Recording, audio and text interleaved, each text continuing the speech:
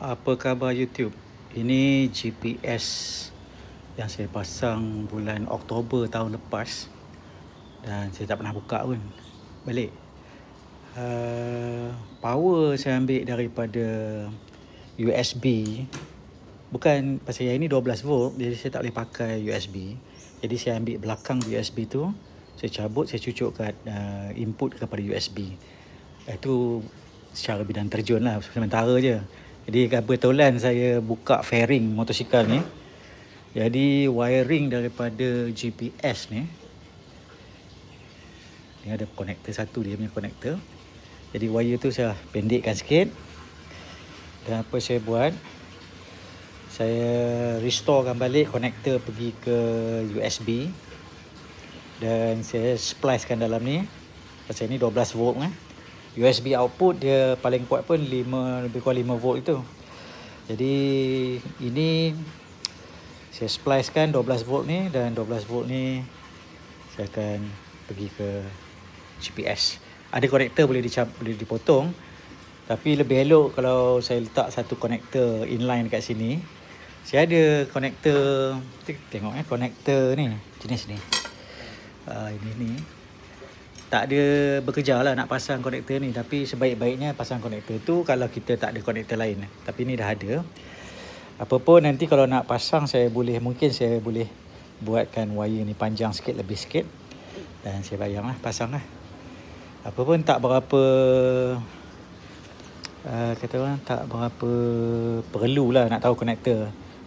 Pasal sini dah disambung splice, dan di sini dah ada konektor.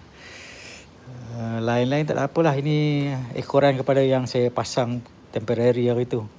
Saya sendiri tak berapa suka cara pemasangan tu, tapi pasal nak cepat. Sekarang bukan cigarette lighter, sekarang USB ni berfungsi balik, dan kita splicekan parallel sajalah. Kebetulan saya buka fairing motosikal saya ni pasal semalam ada pemandu yang tengok jalan tak betul.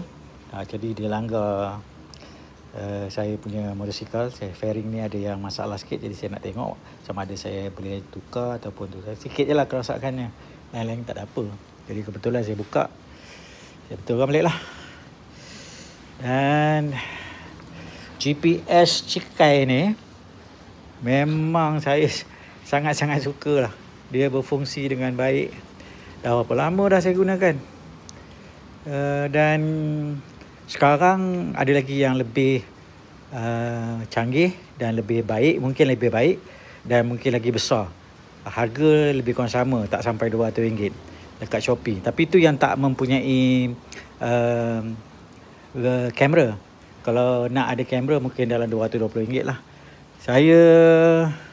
Yang ini saya tak ada pasang kamera kerana saya nak ringkas. Tapi kalau saya dah buka barang macam ni, kalau ada jenis yang ada kamera tu, saya pasang lah.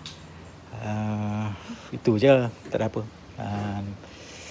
Okay, bye bye YouTube. Ni dia saya punya pemasangan ringkas lah